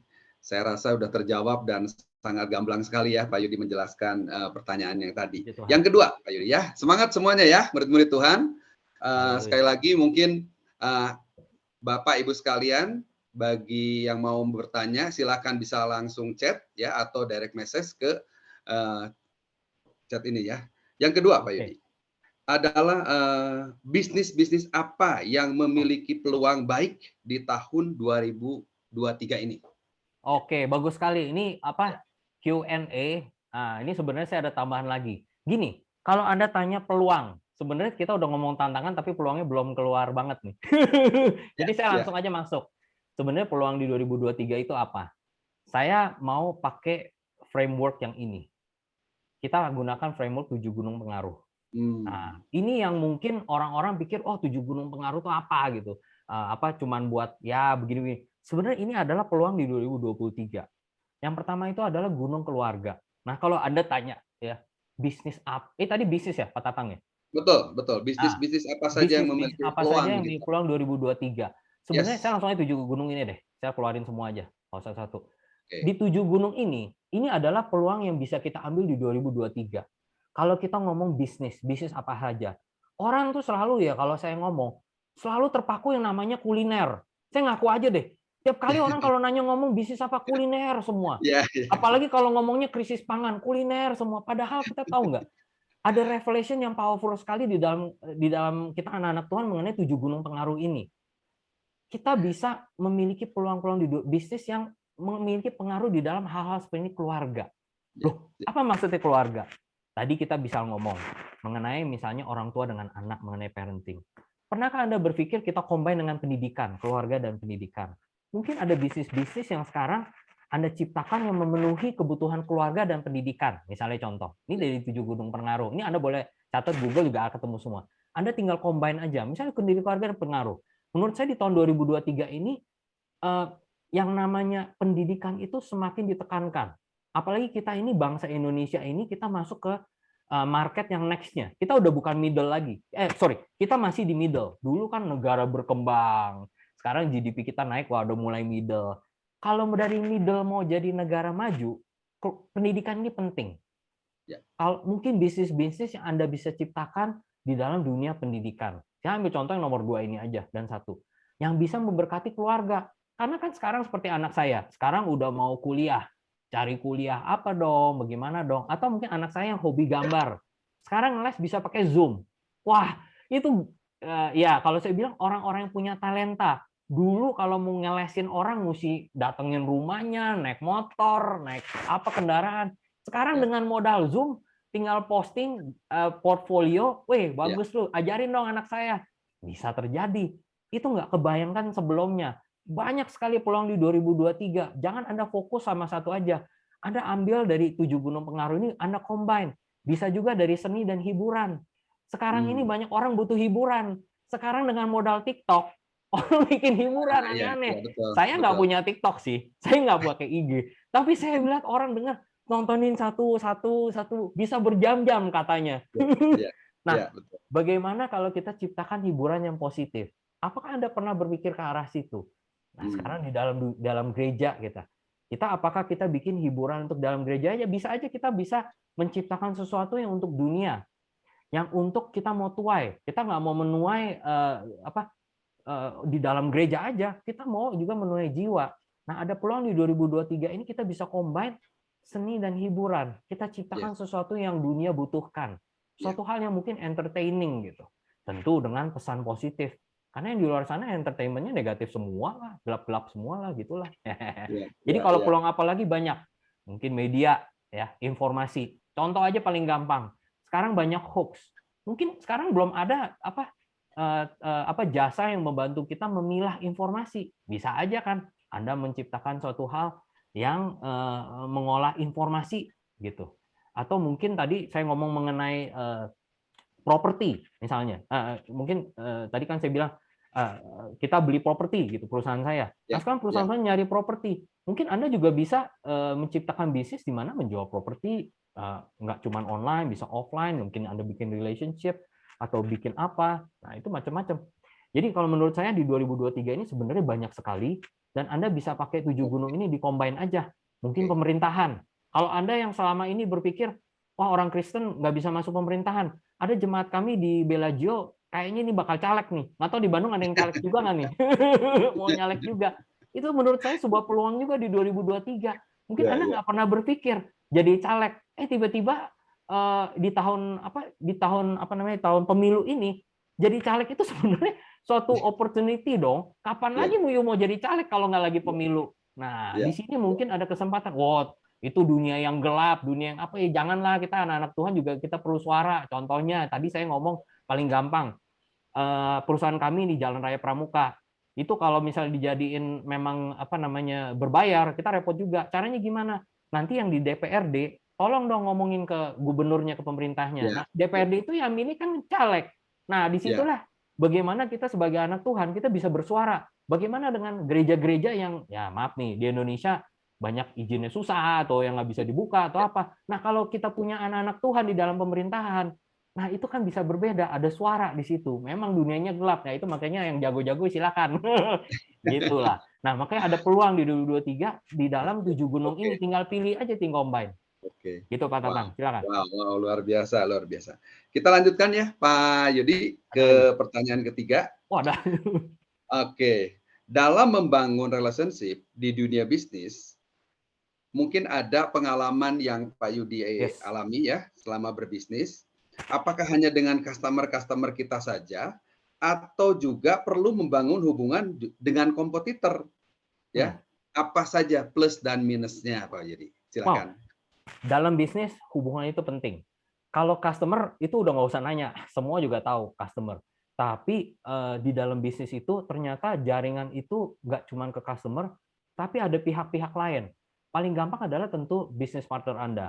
Kalau tadi Anda yang tadi mungkin mau membuka usaha baru. Nah, investor Anda, tentu Anda perlu relationship yang bagus. Anda harus jelas, Anda harus bertanggung jawab, harus accounting-nya rapi, harus bisnis plan-nya juga jalan. Anda juga harus bisnis relationship juga dengan supplier. Supplier Ya. Anda, setiap usaha kan pasti perlu supplier. Anda mau jasa pun Anda kan tentu juga perlu supplier, atau mungkin ada produk apa. Nah, saya mau share sedikit mengenai perusahaan kami. Salah satu, kalau ditanya kenapa perusahaan kami bisa berjalan begitu lama dengan baik segala, kalau customer udah pasti. Itu salah satu kunci kami adalah supplier. Saya bersyukur, kali ini saya syukur, saya diberkati. Saya memiliki orang tua yang memang rajin bekerja dan juga memiliki karakter yang baik dan memiliki hubungan yang baik dengan rekan-rekan bisnis dan tentu supplier. Mereka Ya. begitu dihormati. Saya baru ke funeral salah satu supplier kami yang foundernya meninggal dan papa saya sama saya hadir. Di sana papa saya begitu datang, yang anaknya yang punya itu langsung hampirin kita padahal pakai masker gitu. Dan kita udah nggak ketemu dia like 3-4 tahun karena ya pandemi bla bla bla. Dia bilang, "Wah, Pak Chandra." Wah, kita kaget padahal pakai masker. Dia masih Ya. mengenai papa saya. Dia Ya. ngomong, ngobrol-ngobrol, dia cerita bagaimana historinya. Wah, Bapak ini legend di dalam industri kami bla bla bla. Saya bersyukur papa saya itu bertahun-tahun build relationship dengan mereka sehingga kami memiliki privilege Oke. kesempatan Ya. yang luar biasa dengan supplier. Nah, ini adalah salah satu kunci yang memang dibangun bertahun-tahun. Nah, itu tadi ada prosesnya, ada bibitnya, ada tanamnya, ada buahnya. Yang kita nggak bisa lihat langsung. Kalau kita cuma short term, yang penting gue cuan, supplier gue gencet aja semua. Nah, itu nggak bisa. Itu bisnis susah, short term makanya. Itu yang Ya. jadi masalah. Nah, sekarang ada pertanyaan unik. Bagaimana dengan kompetitor? Nah, Ya, ini betul. jawaban yang saya mau share sedikit. Pada saat tahun 2012, kami cuma memiliki satu gerai di Jalan Raya Pramuka. Waktu itu kita pikir kita udah satu tempat aja, nggak usah kemana-mana. Karena bisnis kami ini family business, kalau buka cabang takut, apalagi ya kita share aja orang dulu lah ya. Ntar duitnya siapa yang ngurusin di sana gitu, siapa yang lu mau datengin ke sana Ya. gitu, repot. Ya, ya. Kita waktu itu belum ada manajemen, ini tahun 2012. Tapi waktu itu puji Tuhan, ini makanya kalau ngomong Sinode, City Blessing punya visi, punya apa, waktu itu kami terinspirasi dari saya share ke keluarga, waktu itu kita kalau nggak salah expansion, saya lupa judulnya apa, tapi waktu itu saya dapatkan waktu itu kita harus expand. Lalu kita expand. Nah, kalau saya expand, waktu kami memang bertahun-tahun dikenal terdepan di industri kami. Pada saat saya expand ke suatu area, nomor satu yang teriak adalah kompetitor di situ. Waduh, kalau mereka dia masuk, habis dong kita semua. Pada teriak. Bagaimana kita relationship sama mereka? Saya bersyukur sekali lagi, saya punya orang tua yang udah bertahun-tahun, termasuk saya sendiri juga coba build relationship dengan kompetitor kami dengan baik. Saya bersyukur kita tuh nggak pernah sampai berantem bagaimana dengan kompetitor kami. Kenapa? Wah, ini bisa panjang nih kalau ngomongin soal pricing, apalagi kalau jualan ya. Ini paling berantem biasanya itu harga. Harga lu banting ya, gini ya gitu. Kalau kita ada caranya, ada ceritanya. Tapi basically kita sampai kita tidak berantem dengan mereka, mereka biasanya yang berantem. Justru yang kalau berantem bukan di toko saya, yang toko lain tuh biasanya pada berantem. Nah, kalau di saya, begitu saya masuk ke sebuah area, mereka maksudnya saya ada cabang di Bandung. Waktu saya mau hadir di Bandung, semua Bandung langsung geger. Waduh, gimana dong kalau toko ini masuk gini? Saya bilang sama mereka semua, termasuk ke supplier saya juga. Gini loh, kalau cara bisnis saya masuk ke sebuah area, saya mau habisin semua kompetitor saya, itu namanya saya mau short term. Kenapa? Karena kalau merekanya habis, berarti marketnya rusak. Nggak sehat, nggak ada competition. Saya bilang terus hubungan saya sama supplier saya jadi rusak nggak, saya tanya. Pasti supplier saya nggak mau dong, saya buka cabang ke daerah itu, orang pada rusak semua marketnya. Saya udah bilang sama ini, kalau kami masuk ke sebuah daerah, saya mau menciptakan market baru dan saya mau, ini makanya kita anak Tuhan beda lah. Kita mau menjadi berkat bagi semua orang. Saya mau menjadi berkat termasuk bagi kompetitor saya dan juga masyarakat, consumer di sana. Karena customer yang tadinya pikir nggak mau belanja produk-produk seperti ini akan menjadi timbul. Karena kenapa? Saya melakukan market, saya menumbuhkan market baru. Dan terhadap kompetitor, saya akan menghormati mereka juga. Saya akan mencoba membuat bisnis model, promosi, pricing yang sehat buat mereka. Saya, Pak Tatang, kalau saya boleh share, kami ini sebenarnya bisa menghabisin harga semua orang. Kalau saya boleh share. Kenapa? Karena saya paling depan. Tapi kalau saya bilang ngancurin kayak begitu, bukankah supplier saya nggak akan seneng dong terhadap saya? Kompetitor saya juga nggak seneng. Kita pikir, oh customer seneng. Enggak. Ini yang bisnisnya kadang-kadang suka salah. Makanya waktu masuk ke zaman internet ini, di mana pricing itu sangat-sangat ketat, semua banting harga, banting margin, mereka nggak sadar. Masyarakat itu tadinya enak, akhirnya ujung-ujungnya bisnisnya rusak. Masyarakat yang nggak enak, kenapa? Produknya itu menjadi marginnya tipis kan. Kalau marginnya tipis, penjual udah nggak mau pusing, jualannya nggak usah give the best. Mereka akan cari produk paling cuan yang pokoknya marginnya masih ada. Buat pabrik, kalau yang jualnya marginnya tipis, mereka akan digenjot suruh kasih margin lagi. Ujung-ujungnya apa? Produknya makin jelek, karena mereka akan motong barang. Misalnya kualitasnya 100, mereka akan bikin jadi 95, jualnya tetap 100. Nanti kalau marginnya makin hancur lagi harga, turun lagi. Ini saya jadi cerita begini, maksudnya gini loh. Relationship itu di dalam kita anak Tuhan, kita harus menciptakan suasana yang memberkati. Nama kita adalah City Blessing. Kemanapun kita pergi, kita menjadi berkat bagi orang, termasuk kompetitor kita. Ya tentu kita tetap bersaing. Bukan artinya saya naif nih. Wah, dia ini saya begini. Enggak, kita bersaing dengan sehat. Saya berkati dia dalam arti saya memberikan kesempatan dia untuk bersaing dengan sehat bersama saya. Saya nggak akan melakukan tindakan-tindakan curang.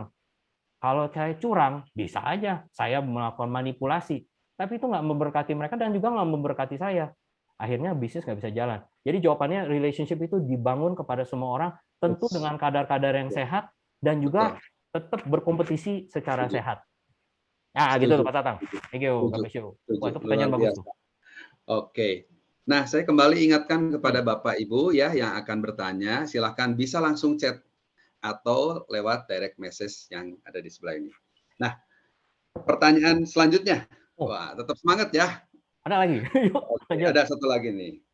Apakah bisnis franchise makanan dan minuman viral dan bisa dikatakan terlaris ya, seperti franchise minuman yang saat ini sedang viral lah ya.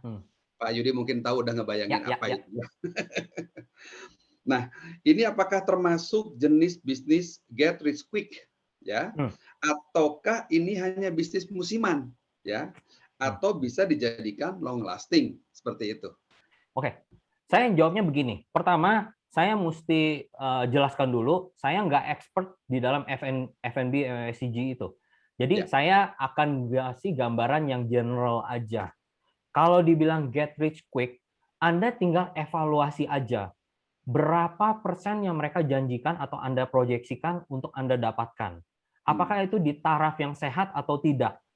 Kalau tidak sehat, kalau gede sekali, saya rasa itu mungkin termasuk get rich quick dalam arti mungkin bukan yang illegal ya. Ini kalau yang ngomong get rich quick nih, ada yang illegal, yang tentu juga ada yang legal juga. Karena kenapa? Kalau bisnis yang bukan margin ya. Kalau yang promise-nya terlalu besar, mungkinkah cuman bisnis itu aja yang bisa kasih margin terlalu besar, keuntungan terlalu besar? Akan muncul nanti kompetitor, akan muncul kompetitor lagi. Ini adalah kritik saya terhadap bisnis startup yang sudah dijalani beberapa tahun belakangan ini. Tadi saya sempat ngomong mengenai online. Menurut saya, e-commerce di Indonesia sebenarnya kita terlalu cepat beberapa tahun. Kenapa? Karena masyarakat kita, industri kita sebenarnya belum sehat untuk embrace yang namanya e-commerce. Kalau di Amerika adanya namanya Amazon, di sini kita tahu lah e-commerce. Kenapa? Karena banyak industri yang pricing policy-nya masih belum siap. Itu terjadi di elektronik. Mungkin kalau Anda yang di dalam elektronik, Anda tahu sendiri. Begitu e-commerce itu booming, harga elektronik kacau semua. Karena kenapa? Marginnya mereka nggak tentuin dengan baik. Sehingga sekarang ya udah kacau sekali. Nah, beberapa industri juga seperti itu. Misalnya, ya saya nggak bisa bahas terlalu banyak. Tapi intinya, kalau Anda dalam bisnis yang seperti ini, Anda tinggal evaluasi. Dan Anda secara bijak analisa apakah pembiayaannya itu sehat atau terlalu nekat. Nah, disinilah faktor di mana kita tidak bisa mengandalkan daging kita, kebijaksanaan kita sendiri. Disinilah di mana kita pada saat kita menyembah, kita berdoa, kita serahkan pada Tuhan, akan ada damai sejahtera yang Tuhan berikan bagi Anda. Di mana Tuhan membimbing kita nggak dari luar tapi dari dalam. Ada suatu hal yang Tuhan nyatakan yang Anda bisa ambil. Saya nggak bisa pukul rata franchise yang Anda ini, karena franchise banyak sekali. Mungkin ada yang bagus, ada yang enggak, atau yang apa. Karena franchise itu pun saya rasa ada yang berhasil, ada yang enggak juga. Karena faktornya banyak sekali. Misalnya location, misalnya juga market di itunya. Nah, itu kalau kita ngomong marketing bisa banyak sekali. Tetapi kalau hari ini, saya berdoa supaya Anda bergantung pada pewahyuan dari Tuhan. Anda bawa ini di dalam Tuhan. Anda baca firman Tuhan, Anda renungkan, Anda gumulkan, Anda bawa dalam pujian Anda letakkan di altar mezbah doa Anda. Ini jalannya dari Tuhan. Jadi ini bukan masalah good or bad gitu. Menurut saya ada yang berpotensi, tinggal Anda analisa dari beberapa faktor aja. Itu aja sih yang bisa saya jawab soalnya, Pak Tatang. Baik. Terima kasih banyak Pak Yudi. Kelihatannya pertanyaannya sudah habis. Sekali lagi saya masih bisa memberikan kesempatan buat Bapak Ibu untuk bertanya. Sekali lagi bisa langsung chat atau ke direct message yang ada di sebelah kanan ini. Silakan. Luar biasa Pak Yudi ya. Thank you. Kalau sambil menunggu, saya tambah share sedikit, boleh? Silakan Pak Yudi. Ya, bagi yang masih mau Q&A silakan di-post, tapi kalau enggak, saya akan tambahkan sharing sedikit lagi ya. Thank you semua sekali lagi untuk kesempatan bisa sharing di sini. Saya percaya yang saya sharing ini memang bukan saya percaya, saya harapkan, saya doakan, saya sudah renungkan, ini sesuatu hal yang bisa menjadi profetis bagi Anda. Karena tahun ini kita memang harus hidup di dalam ekonomi Tuhan. Jangan terjebak sama ekonomi dunia, karena kan kita hidup di tanah Goshen ini. Lalu saya mungkin tadi ada ngomong relationship, I think ada breakthrough di dalam relationship hari ini gitu untuk Anda yang mendengarkan. Anda bisa tangkap itu. Ada sumur-sumur terkubur yang bisa dibuka kembali seperti Ishak diganggu oleh si orang Filistin, tapi dia bisa recover sumur-sumurnya. Dan Tuhan tahu segala kebutuhan Anda. Saya mau share sedikit testimoni.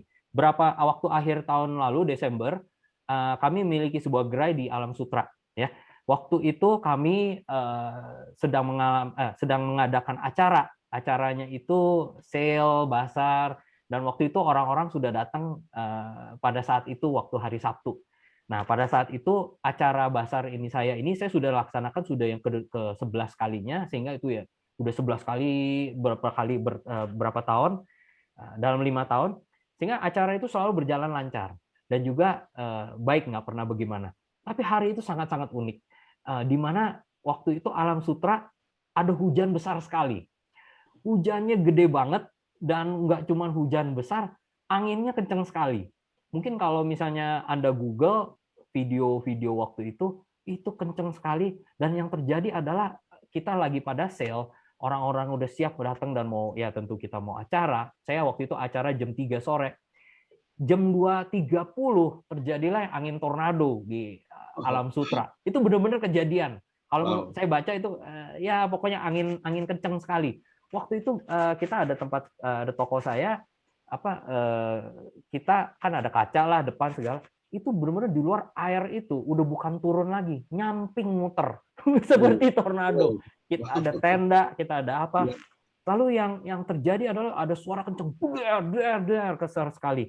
Ternyata yang terjadi adalah lantai atas kami, gedung kami yang di Alam Sutra itu ada 6 lantai, itu terkoyak atasnya, atapnya, karena angin kencang sekali. Terkoyak, terbuka sehingga air masuk semua, masuk semua. Jadi waktu itu kita lagi acara sale besar-besaran dan acaranya harus kita stop dulu gitu karena ya kita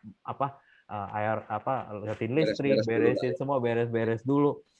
Nah hari itu acara waktu itu mereka tanya mau cancel apa enggak. Akhirnya karena kita udah di situ dan customer juga udah siap, kita tetap lanjutkan, puji Tuhan. Nah pada saat gedung itu rusak dan itu berantakan, besoknya kita hari itu juga kita coba perbaikin dan coba atur. Nah itu kan lantainya di lantai 6 ya. Nah gedung ini kalau saya mau share itu adalah memang yang desain itu adalah papa saya. Papa saya itu seorang yang luar biasa, saya diberkati sekali lagi memiliki seorang papa yang desain, yang ngatur, ya istilahnya dia bangun, dia atur, semua dia tahu setiap skrup, setiap palang, setiap besi, setiap tiang, setiap apa, dia tahu itu semua. Jadi pada saat gedungnya rusak, beliau itu adalah orang yang paling tahu mana yang harus kurang. Wah, ini yang dia harus perbaikin. Waktu besoknya, kita ada beberapa teman-teman yang supplier saya yang ngunjungin gedung kami di situ.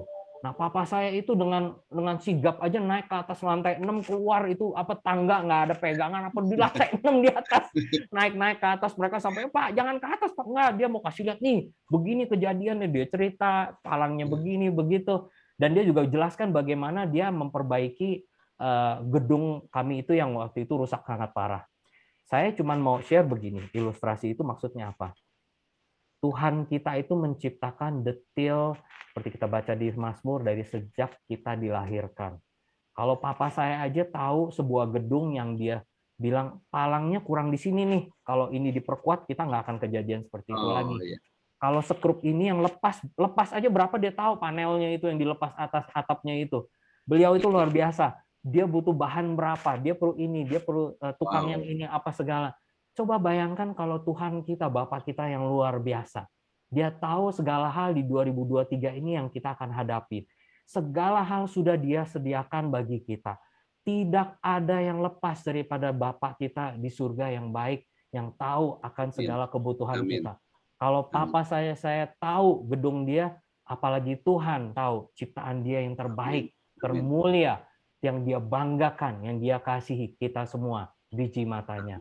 Jadi kita masukin tahun 2023 dengan berpengharapan, dengan breakthrough, dengan adanya tanah yang berbeda, ekonomi yang berbeda, in the name of Jesus. Segala hal yang dahulu telah dicuri oleh iblis, ada restorasi dan kita bisa tuai di tahun yang ini. In Jesus' name, haleluya. Amin, amin. Thank you. Luar biasa. Terima kasih Pak Yudi sekali lagi. Dan pertanyaan tadi adalah menjadi pertanyaan terakhir Pak Yudi untuk sesi Q&A ini. Mungkin ada closing statement terakhir mungkin Pak Yudi sekali lagi. Itu tadi udah. Oke, kalau gitu. Baik, untuk selanjutnya saya serahkan ke Tias. Sekali lagi terima kasih, kami sungguh sangat diberkati oleh Pak Yudi. Terima kasih, Tuhan memberkati. Thank you semua. Silakan, Thank you, God bless you.